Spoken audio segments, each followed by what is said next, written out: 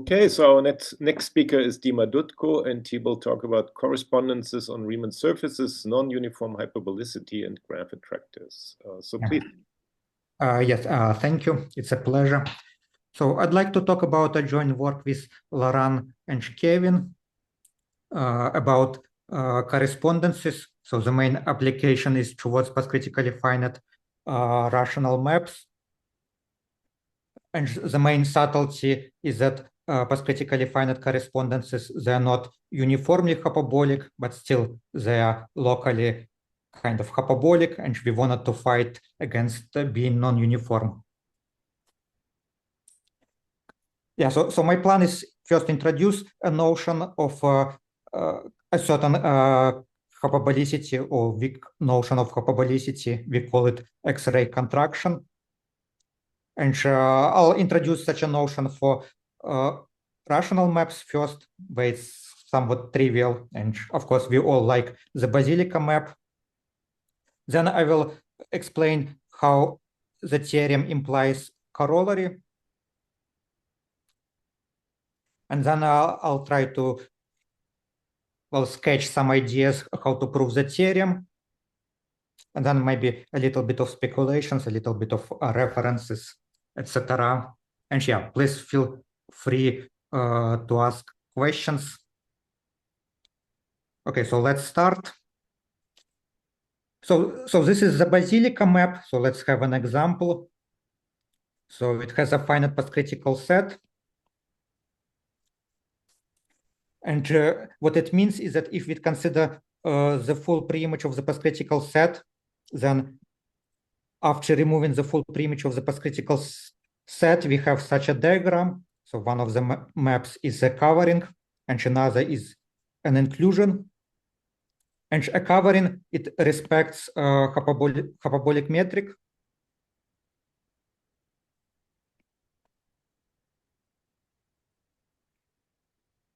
And the inclusion, it contracts. Unless its inclusion is a covering, it contracts. So we have a weak contraction. So this is Schwarz lemma. And what we can do, we can select a fixed point. And then we will consider the fundamental group based at this fixed point.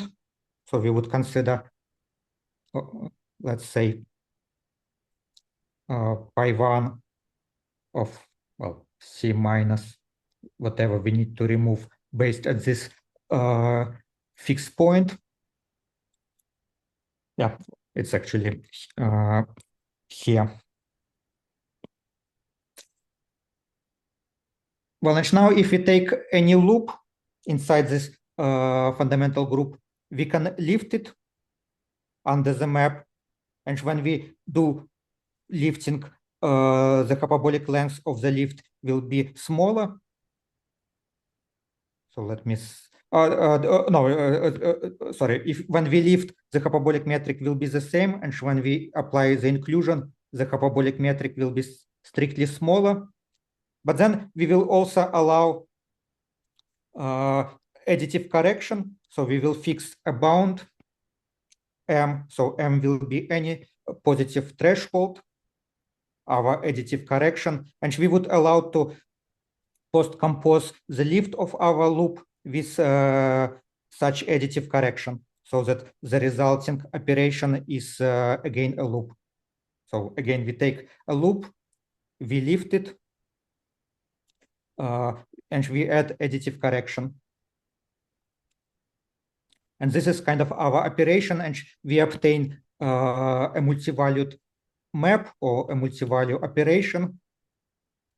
So gamma 1 goes to gamma 2. There are many options for gamma 2. Then it goes to gamma 3, etc. Then gamma n, and so on. We will call such an object an X-ray. So it will be referred to these additive corrections. And the fact, well, in the case of the Basilica, it's a simple fact that every such an X-ray lands at a finite set. So Dima, can I briefly interrupt? What is the motivation for this terminology X-ray? Well, sometimes X is used to, well, as the AMG as a generating set or as a base set. So that was our motivation. Well, plus X is a popular letter, so why not to call it an X-ray? Okay, fair enough. Yeah, right. Yeah, but yeah, we did discuss how to call the notion, but yeah, kind of after some discussions, we ended up at X-ray. Yeah, I'm not sure if it's the best name, but yeah, well, whatever we got. But yeah, in other ways, it's a multi-valued map, lifting plus additive correction. And if we do naive estimate, then during the next iteration, we have this naive bound. Well, in fact, it will be strictly less. Okay, so that's the notion. And of course, in the case of the basilica, we can remove not only punctures, not only the postcritical set, but we can also remove neighborhoods. Let's say the neighborhoods are bounded by an equipotential. And then when we take the preimage of u tilde will be bigger, strictly bigger than u. And if we do such a choice, then we will obtain uniform hyperbolicity, so uniform contraction. So our estimate will be of this type, where lambda is greater than 1. And well, we all know that geometric sequence beats an additive sequence. So this condition more or less straightforwardly implies that there is a finite attractor. Yeah, and with such a choice, the hyperbolic metric is essentially the word metric. It's compatible. Well, and such a relation is essentially what essentially means for an IMG to be contracting. So IMG contracting, it means that there is a definite contraction, namely as we lift, there is an exponential contraction that would beat any additive correction. And similar tricks can be done for PCF rational maps, for hyperbolic and subhyperbolic. So for subhyperbolic, we may want to play with orbifold metric. There are some caveats in this type of problem that if we add an extra puncture, beta, and if we don't introduce the orbifold structure, then kind of statement needs to be adjusted, because as written, this will not be the case. But yeah, anyway, that's what's going on for PCF maps, PCF rational maps. And we can ask the same question for PCF correspondences.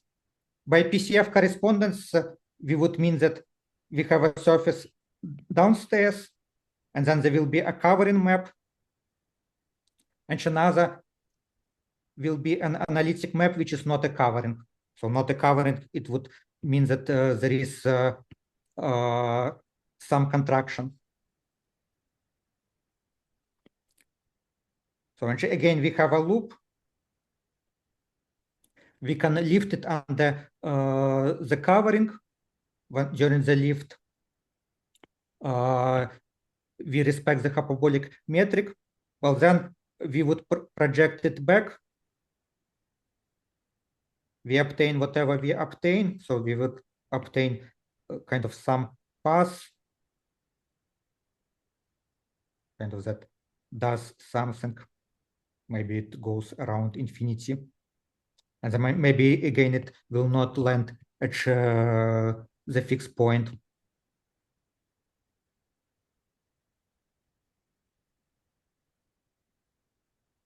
And we will allow an additive correction to be added so that we can claim a loop.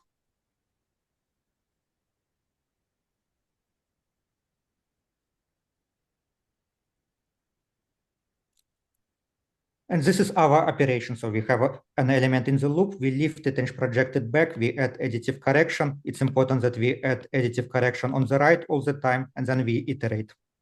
So and again, we have such an estimate, and the statement is that this non-uniform contraction that comes from a lifting will eventually dominate additive correction. So it's the same statement as in the case of Basilica, so which would mean that any such X-ray is eventually in a finite set.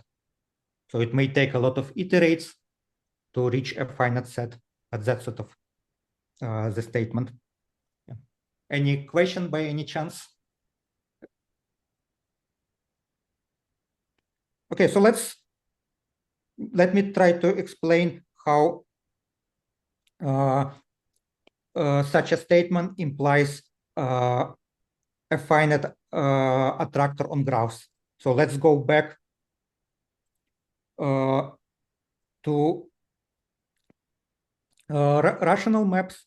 So let's say that this is our PCF rational map, and let's say that it has some postcritical set. For now, the size can be any. So we can fix a bound on our graph complexity. So it's important, otherwise the statement is not true. And then we can consider any graph G on our sphere. So it can be, for example, a tree, or it can be something more complicated. So it can do whatever it wants on a sphere.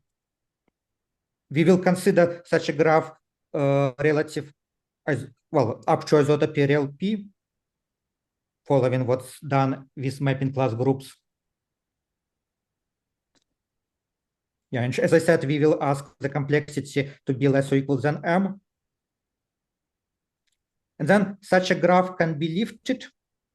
And even if we start with a tree, if the degree is big, then we can obtain a very big graph under the lift. So the lift will be again a graph. Again, we would consider it up to isotopy real the postcritical set. And then we will allow to select any subgraph inside our graph G, and we would ask for the complexity to be bounded by the same M. So if the preimage has too many vertices and edges, then we should forget enough so that we keep M. So for example, if we start with a tree, then G1 may be not a tree, for it can be a multi-curve. So if we forget this bit. So this way we obtain pullback iterations on graphs. It's multi-valued. And then the corollary of the main theorem is that if the postcritical set has 4 points, then any such pullback iteration on graphs will land at some finite attractor of graphs. So that's the statement. So we need to fix M. The size of the attractor depends on M.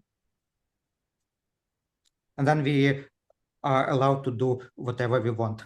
So for if we want to restrict to multi-curves, we can restrict to multi-curves, and for multi-curves, there will be kind of a unique option.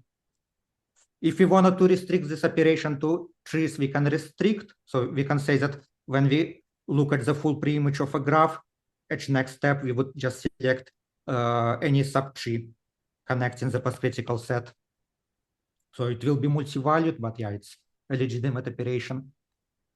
We can also restrict it for spines. So spine would be some graph of minimal complexity in the complement of the postcritical set. And then sphere minus the postcritical set retracts to a spine. So for spine trees multi-curves, we don't need to put any condition on M. It's implicit. Yeah. So that's the corollary. And in fact, yeah, so this corollary somewhat easily follows from the main theorem. And let me mention like one subtlety or one caveat that kind of here we are not allowed to pass two iterates. For example, if F is a Sierpinski map, then by passing to an iteration, we can make any tree to be invariant. Well, since we are talking about invariance up to homotopy, kind of it's, well, there is not an issue. But what it means, this corollary, is that secretly most of the trees would have unbounded trajectory. So in order to realize an invariance of T using Fn, we would need to introduce some graphs between, and at least one of them will have big complexity. Or saying it differently, that for every M, only finitely many trees will have bounded trajectory. And as always, we need to exclude non-Lattes. So I did exclude it before. Here I forgot to repeat. So Lattes maps are exceptions. Right. Any questions, comments? I mean, it's just, Dima, like on your very first slide, I'm not 100% sure. So like, I mean, in this application, you had always non-trivial provide a complete invariant. So what does this provide a complete invariant mean? Well, meaning that, yeah, the pullback iteration on multi-curves might be empty. Sort of, well, depending on the situation, we lift a multi-curve and we can obtain an empty set. But with trees, we always have non-trivial lifts. And now if you look at this attractor for trees,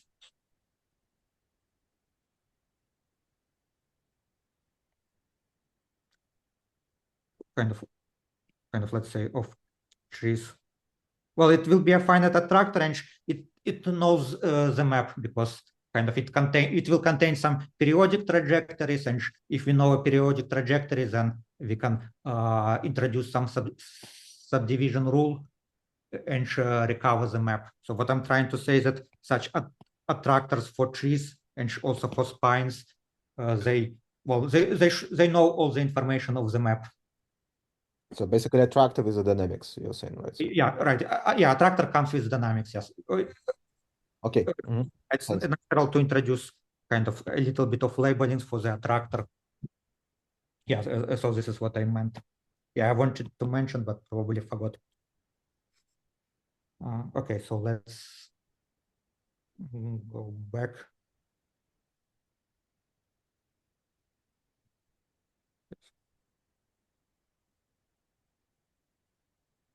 Okay, right. Okay, so let me first explain how corollary follows from the contraction on X-rays. So essentially, this is an argument by Kevin from 2007. So in that argument, he assumes that the IMG of the modular correspondence is contracting, like exponentially contracting in the sense of IMG, but in fact, a Vika notion is sufficient. So the idea is that instead of lifting graphs, we would consider this X-ray iteration on the modular space. So let me recall that if we have a map F, we can first look at what's happening on the Teichmüller space. So the map F introduces the pullback operation on the set of all complex structures of F. And then there is intermediate correspondence, intermediate modular correspondence, when we quotient the Teichmüller space by liftable subgroups of mapping class elements. So roughly speaking, we take this map on the Teichmüller space and project as much as possible towards a correspondence on the modular space. So it's almost correct. So one of the maps will be a covering, and the sigma map will project to some non-trivial map on the modular space, and we obtain a correspondence. So since we are interested in the case when P is 4. So this is where our theorem is applicable. So this surface downstairs, it will have 3 punctures. The surface upstairs, it may have higher genus. So it may have several punctures. Yeah, and we have one map covering and another will not be a covering unless, unless it's lattice.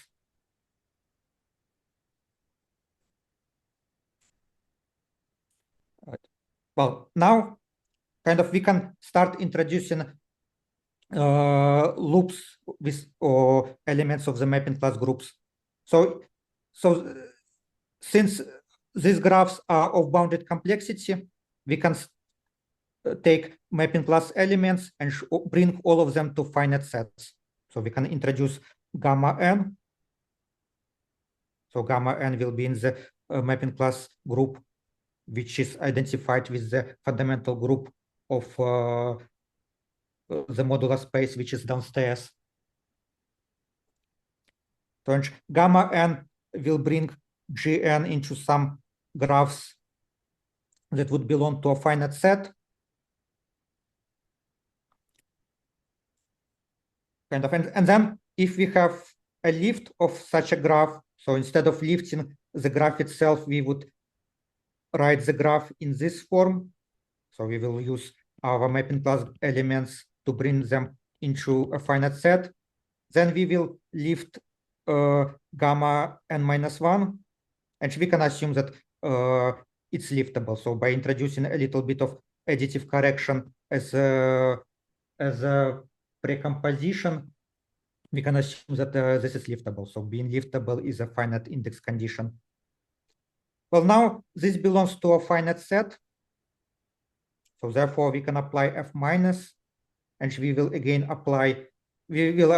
obtain something in a finite set. So we will do the forgetful operation. And then we can introduce a little bit of additive correction so that this one is back to the original finite set. So this finite set might be a bit bigger. So we will use additive correction to bring it back to the finite set. And we can also assume that this is liftable just for simplicity. So what we obtain is an X-ray on the level of modular correspondence. And once we know that X-ray lands at finite set, the corollary follows. Well, in fact, this is true for any dimension. Kind of. So if this X-ray contraction is justified in any dimension for any postcritical size, then this argument is applicable. Dima, can I clarify something? Sure. Yeah. So when you look at X-rays, so the condition so the statement about finite attractor is for the X-rays with m bounded orbits. Yeah. Well, for X-rays where the length of xi is bounded. So here I switch to a different m. So we have the bound m on graphs. So I assume that you only take sort of those orbits for which you have the bound, the common, I mean, some fixed bound m. Right, yeah. So we add only additive correction, with some universal bound. Otherwise, it's not true, because if we don't add something additive, then we can construct counterexamples in this setting. Yeah, and our fixed point must represent the f itself. So f is a fixed point for the sigma map, and it projects as a fixed point for the correspondence. And being a fixed point, it means that we have a point upstairs and a point downstairs, so that both maps agree. And this is sort of the argument how to go from X-ray contraction towards finite graph attractors. So just again, just to clarify, when you say that you have a counterexample, so like if here for graphs, let's say I like, okay, so I start with some graph of bounded complexity M, I take a preimage, and then I take an arbitrary preimage, not necessarily of bounded complexity. So are you saying that like you have a counterexample where like under this iteration you will not have convergence to some finite attractor? Right. So if we omit unboundedness, then, for example, for a Sierpinski map, every tree is periodic. So Yeah, that, but this is yeah, and one can sort of try to sort of elaborate on this principle.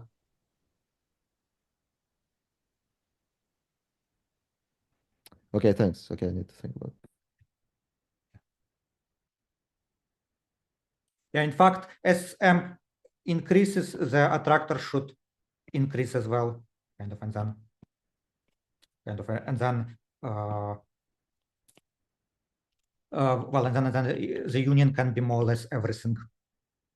Yeah, and let me stress like one technical issue, kind of, which is the difference between correspondences and normal PCF maps. That kind of a puncture here, depending on the branch, may be either repelling or attracting. So if we choose one branch, then we may get locally a repelling dynamics, and if we select another branch, then we can get attracting dynamics.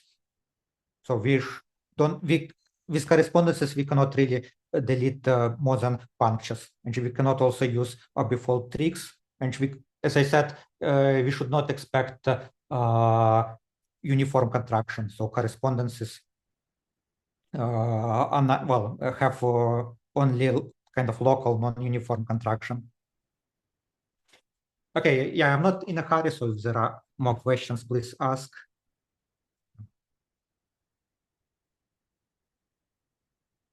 Okay, so let's now discuss the theorem. So for the theorem, we'll consider dimension 1 surfaces. So they have the hyperbolic metric. And the idea is to consider sort of the worst possible case, what happens. So assume the statement is incorrect. So we will argue by contradiction.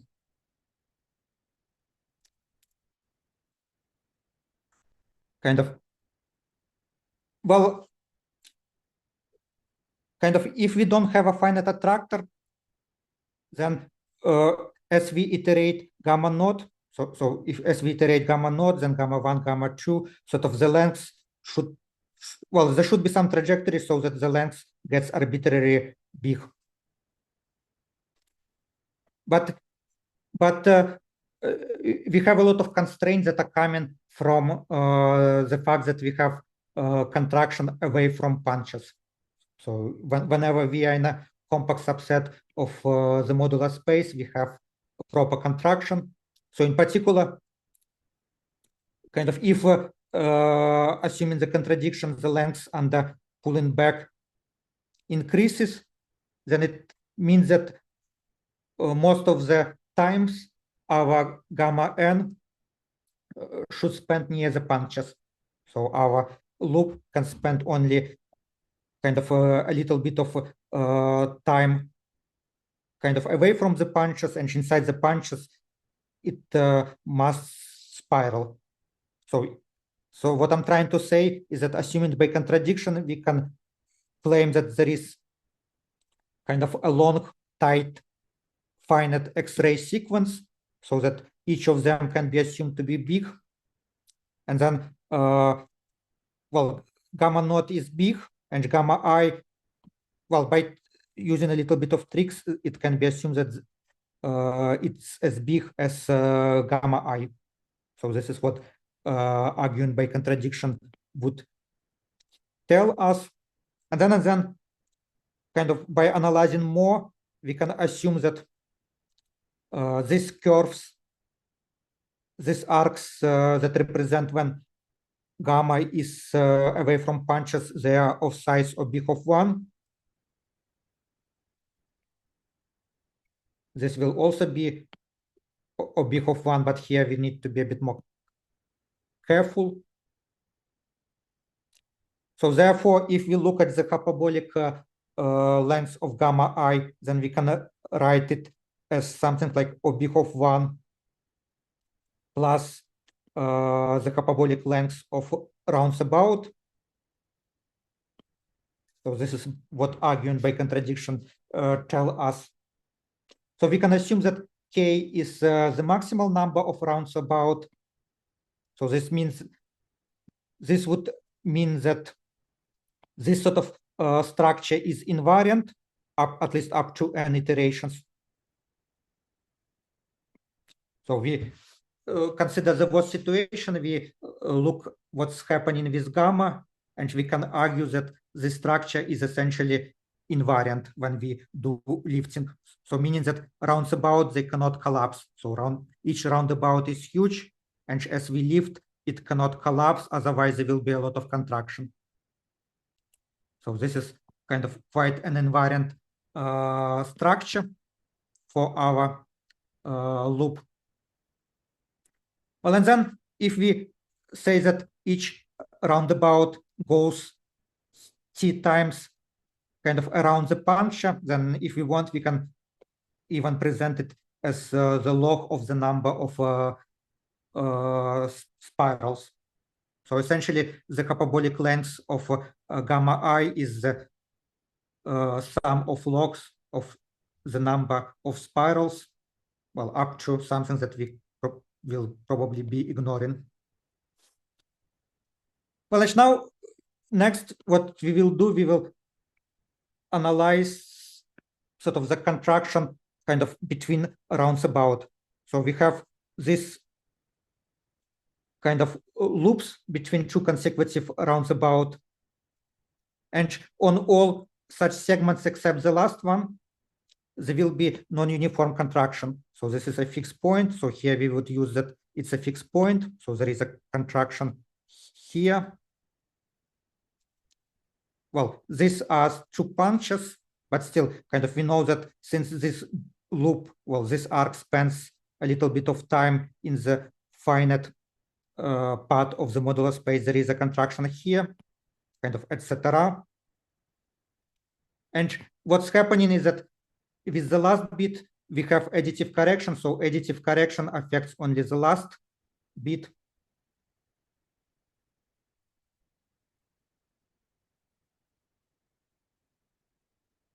And since we are working in the regime by contradiction, additive correction essentially will disappear. So it will be consumed by O big of 1. And dealing by contradiction allows us to ignore this part for the argument.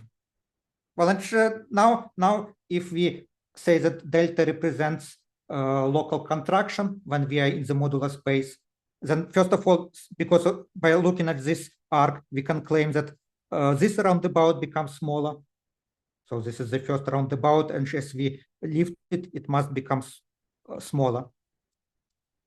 And then we can argue that the sum of two consecutive roundabout is again becoming smaller. So we know that this roundabout, it loses the mass to the fixed point.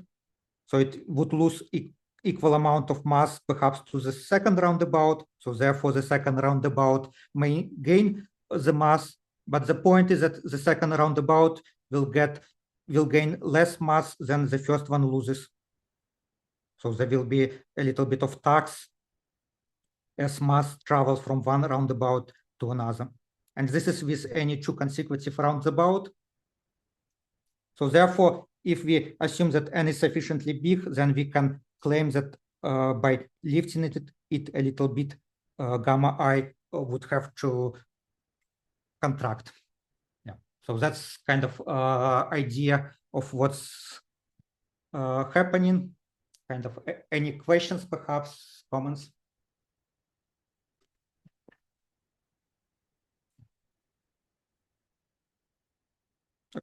Yeah, for me, like it's somewhat like a near degenerate regime. So we kind of trying to analyze as degenerate situation as possible.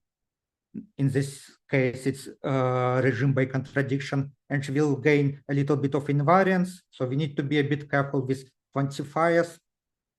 But the point in this kind of consideration is that we can somehow ignore this bit that consumes the additive correction. And then by analyzing contraction between consecutive roundabout, we can claim that gamma I should become smaller.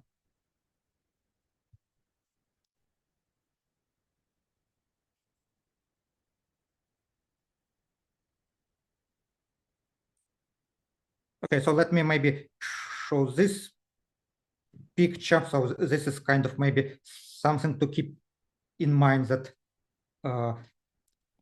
so as I said, the modular space downstairs is, for our purposes, is a complex sphere minus 3 points.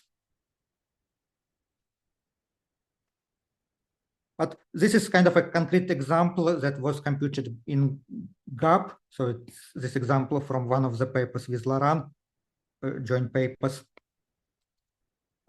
Kind of what correspondence may look like. So this is a genus 2 surface. So one of the maps, the covering map, will have degree 30. So there will be 16 punctures, and another, well, it will be a branch covering, and it will not be a covering. So, and this is the correspondence of some F with size 4. And we can expect that if we randomly increase the degree of F, then the surface here may become like bigger and bigger.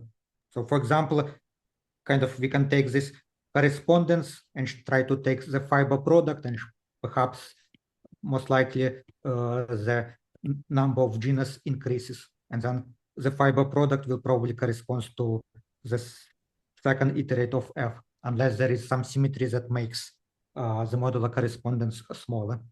Can you say more what F is here in this example? Let me check the paper. Kind of right. Kind of.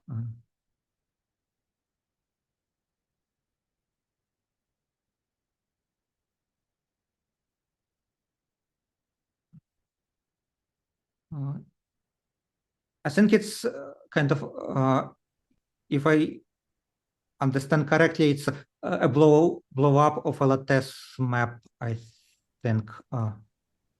Yeah, anyways, I mean, so reference gap, what does that stand for? What is the reference, or what the question? What does gap stand for? Gap is software kind of that allows to compute with IMG, to compute IMGs.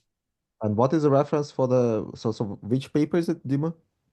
This is in the series of papers with Laurent. I think it's the one in Invenciones.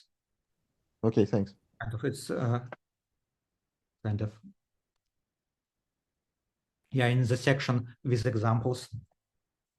But then also the zero paper has many other examples. But yeah, that's kind of more, well, in a way, most complicated that I'm aware.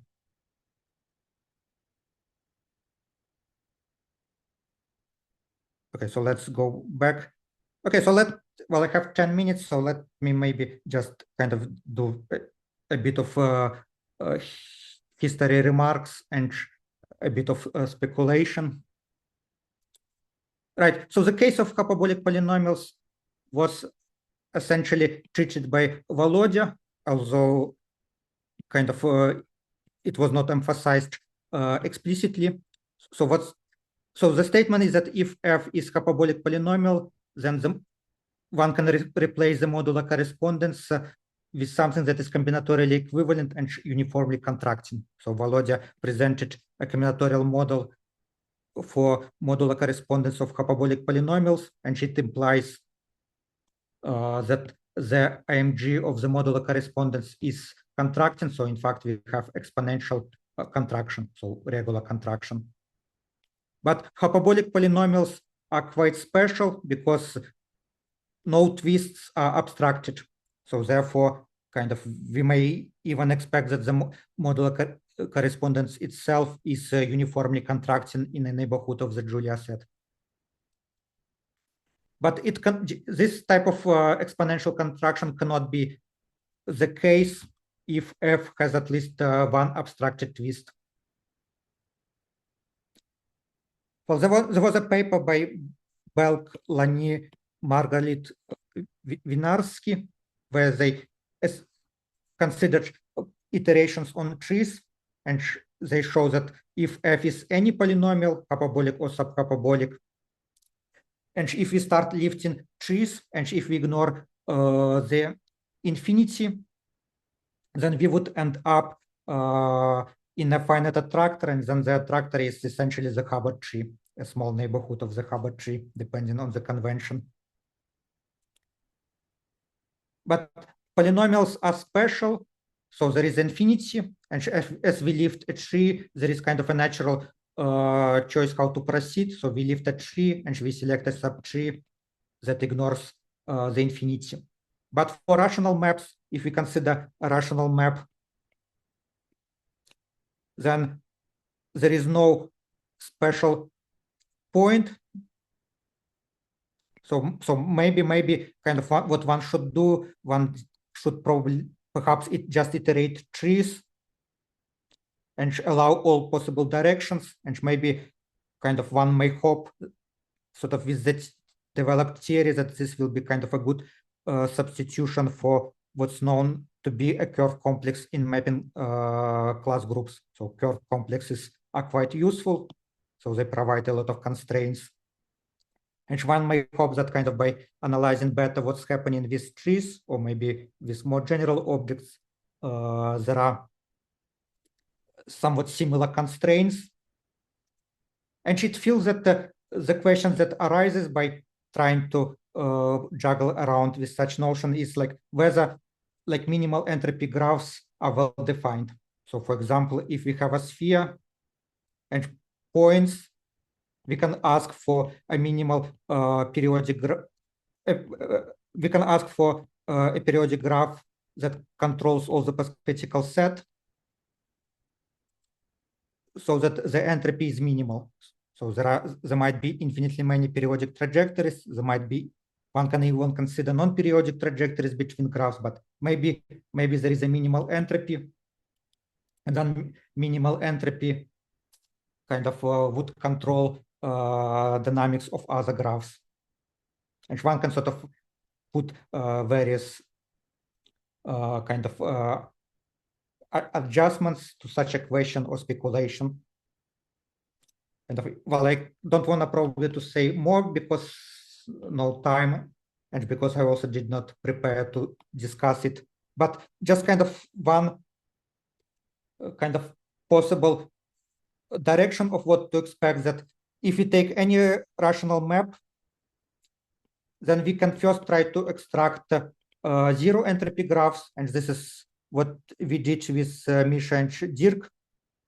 So this would essentially lead to the canonical decomposition into Crochet maps and Sierpinski maps. So, but zero entropy graphs, they're special. So if we have a zero entropy graph that is periodic, then it must form by internal rays of inside for two components, and then one can start playing it around. So for more complicated situations, one should not expect such simple answer, but still kind of why not ask kind of about some structures, and then there are good examples to kind of hint on the answers. Right.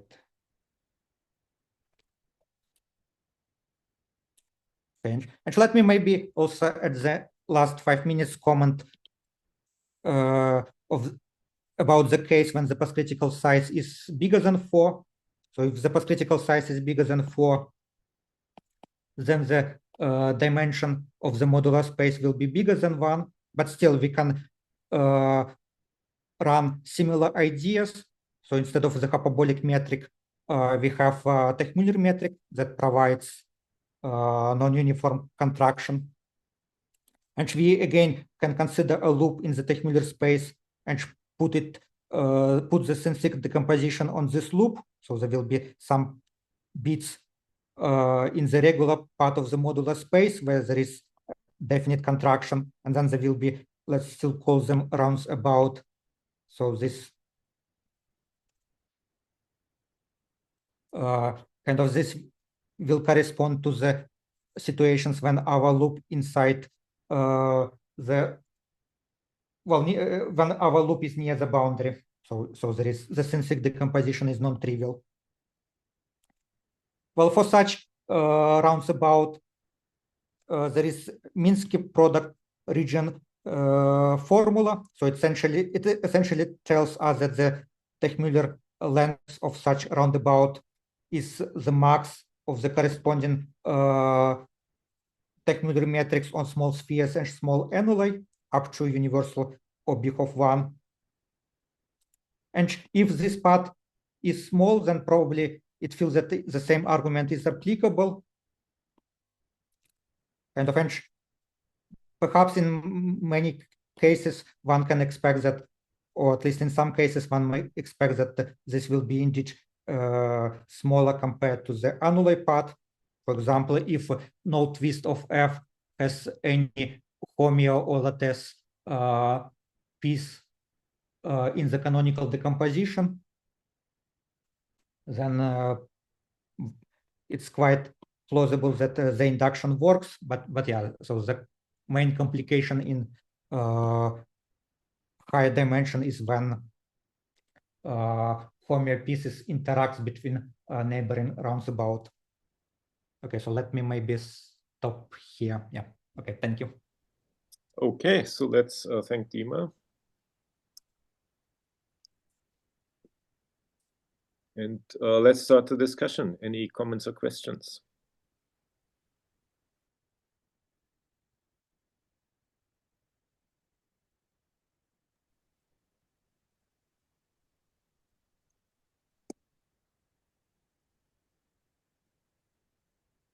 So can you maybe say a little more, why your proof fails in higher dimensions? I mean, for more than 4 postcritical points.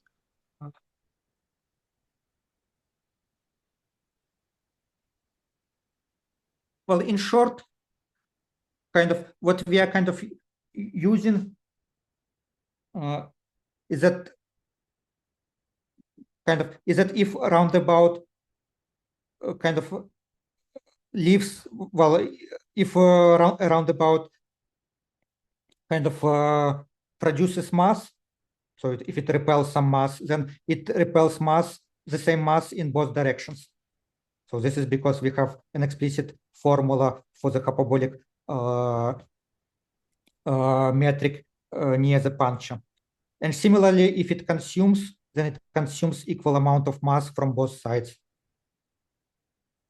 Well, a similar property would be the case if the small sphere part is small compared to the annular part, because if the mass of the roundabout is concentrated on annuli, then there is a similar log formula, and then it will produces a similar, well, it will repel or consumes equal amount of mass from both sides.